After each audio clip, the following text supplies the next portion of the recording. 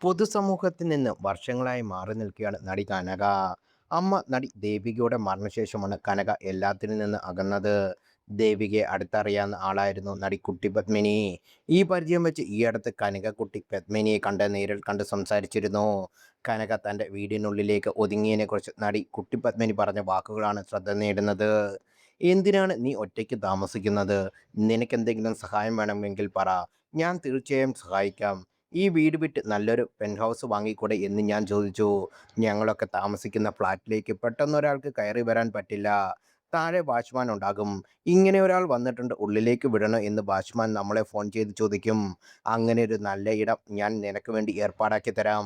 പണം എൻ്റെ അക്കൗണ്ടിൽ ഇടണ്ട, നീ തന്നെ ഡീൽ ചെയ്തോ എന്ന് ഞാൻ കനകയോട് പറഞ്ഞതാണ്.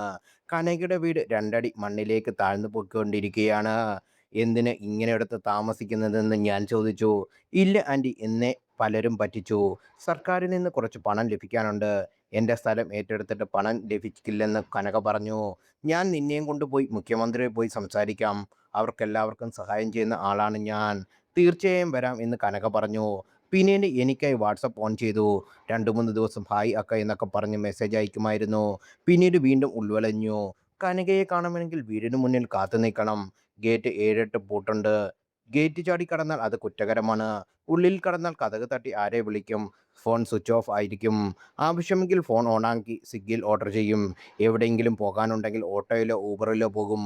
അല്ലാതെ അവൾ പുറത്തു വരാനേ ഇല്ല. എന്തോ കാരണത്താൽ അവൾ ഡിപ്രഷനിലേക്ക് പോയി. അതിൽ നിന്ന് പുറത്ത് ആരെയും വിശ്വസിക്കാൻ കനക തയ്യാറായിട്ടില്ല. കാരണം അത്രയും ജീവിതത്തിൽ അനുഭവിച്ചു. ഏറ്റവും വിഷമം, ഒരു വേള ഏതെങ്കിലും കനകൾക്ക് സംഭവിച്ചാൽ പുറത്തറിയാൻ 3-4 ദിവസം എടുക്കും എന്നതാണ്. ഒന്നും സംഭവിക്കാതിരിക്കട്ടെ. സ്വത്തുക്കൾ ഒരുപാടുണ്ട്, എത്രയാണെന്ന് പറയുന്നില്ല. വീടിൻ്റെ ജനൽപ്പുറം തുറക്കാതെ അടിച്ചു മൂടിയിരിക്കുകയാണ്. കനക സാധാരണ ജീവിതത്തിലേക്ക് വരുമെന്നാണ് തൻ്റെ പ്രതീക്ഷയെന്നും പത്മിനി പറഞ്ഞു.